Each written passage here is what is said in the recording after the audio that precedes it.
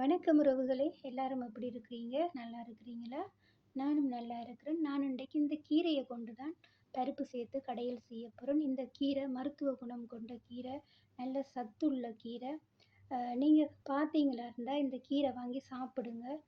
அ எனக்கு இந்த கீரையின் தமிழ் பேர் தெரியாது. நல்ல டேஸ்ட்டா இருக்கும். பச்சையா சாப்பிடுறது. நான் இன்றைக்கு அதிகமா கூடுதலா கீரை இருக்கிறபடியா பருப்பு சேர்த்து கடையல் செய்ய போறேன். இப்போ நான் கீரையெல்லாம் சுத்தமாக கழுவி எடுத்துட்டேன். கீரையை நாங்கள் 4, 5 தண்ணியில் நல்லா கழுவி எடுக்க வேணும். ஏன்னு சொன்னால் மணல் இருக்கும். இப்போ இந்த கடையல் செய்கிறதுக்கு தேவையானதெல்லாம் நான் வெட்டி எடுத்துருக்கிறேன். பச்சை மிளகாய், வெங்காயம், தக்காளி பழம், உள்ளி, கருவேப்பிலை, பருப்பு எல்லாம் கழுவி ரெடி பண்ணி வச்சுருக்கேன். இப்போ நான் சட்டியை அடுப்பில் வச்சு எண்ணெய் சூடாயிட்டு அதில் நான் கடுகு, சீரகம் சேர்த்துருக்கிறேன். வெங்காயமும் உள்ளியும் சேர்த்து கொஞ்சம் நல்லா பொன்னிறமாக வதங்கிட்டது. அது வதங்கின பிறகு நான் அதில் மஞ்சத்தூள், மிளகுத்தூள், சீரகத்தூள், பருப்பு கறிக்கு நாங்கள் எப்பவும் சீரகத்தூள் சேர்க்க வேணும். அதான் நல்ல செரிமானத்துக்கு நல்லது. அதெல்லாம் கொஞ்சம் நான் வதங்கின பிறகு அதில் நான் தக்காளி பழமும் பச்சை மிளகாயும் சேர்க்குறேன். நல்லா இருக்கும் இந்த கடையல்.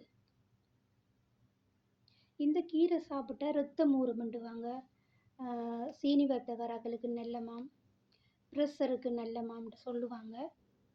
இந்த கீரை கிடைச்சா நீங்களும் ஒரு தடவை வாங்கி கடையில் செய்து சாப்பிட்டு பாருங்கள்.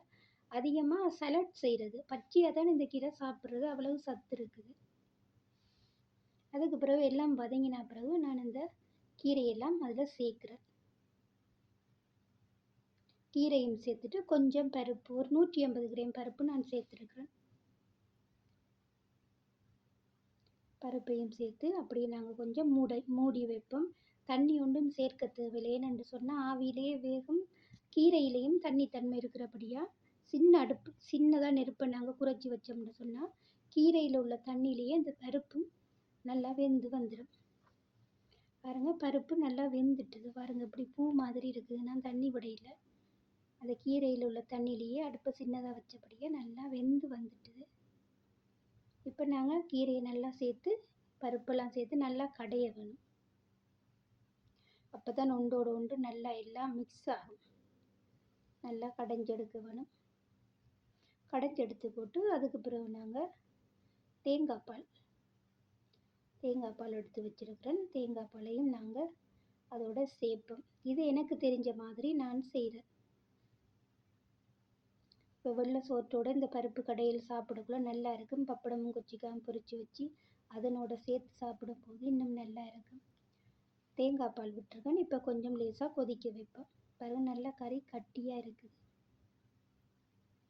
கொஞ்சம் கொதிக்கட்டும். கட்டாயம் நாங்கள் தாளித்து ஊற்றணும். தாளித்து ஊற்றினா தான் பருப்பு கறிக்கு டேஸ்ட் இன்னும் கொஞ்சம் அதிகமாக இருக்கும்.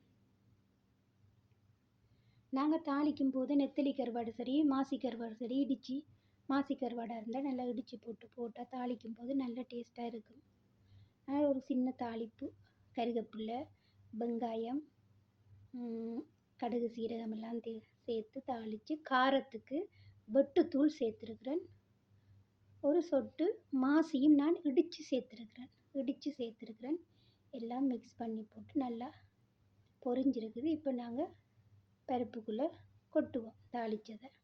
நல்லா இருக்கும். தாளித்து ஊற்றினா தான் அதோட டேஸ்ட்டே வேறு மாதிரி இருக்கும். இப்போ நாங்கள் இதோட கொட்டுவோம். பருப்பு கடையல் செய்து முடிஞ்சு. பாருங்கள், பிடிச்சிருந்தா நீங்களும் ஒரு தடவை இந்த கீரையில் நீங்கள் கடையல் செய்து சாப்பிட்டு பாருங்கள். நல்லா இருக்கும். நான் இப்போ தான் உப்பு சேர்க்குறேன். கடைசியில் நல்லா கிளறி விட வேணும். அப்போ தான் உப்பெல்லாம் நல்லா சேரும். நல்லா காரமாகவும் இருக்கும். வெட்டுத்தூள் சேர்த்துருக்கிறது தானே, நல்லா டேஸ்ட்டாக இருக்கும். நீங்கள் இப்போ தான் எங்களுடைய காணொளி முதல் தடவையாக பார்க்குறீங்களா இருந்தால் சப்ஸ்கிரைப் செய்து விட்டு பாருங்கள். எங்களுக்கு ஒரு பெரிய சப்போர்ட்டாக இருக்கும். எங்களுடைய காணொளி பார்த்து சப்போர்ட் பண்ணுற அனைத்து உறவுகளுக்கும் ரொம்ப ரொம்ப நன்றி. மேலும் சப்போர்ட் பண்ணுங்கள். பாருங்கள், கடையில் செய்து முடிஞ்சு இப்போ நான் டிஷ்ஷில் எடுத்துருக்கிறேன். நல்லா கட்டியாக இருக்குது. பார்க்குறதுக்கும் நல்ல நிறமாக நல்லா இருக்குது. இப்போ நாங்கள் வெள்ளை சோறு செய்திருக்கிறேன். பப்படம் கொச்சிக்காய் பொரிச்சிருக்கிறேன். அதோடு தான் சேர்த்து சாப்பிட போகிறோம். இன்றைய மதிய சமையல். மீண்டும் இன்னொரு காணொளியில். நன்றி உறவுகளே.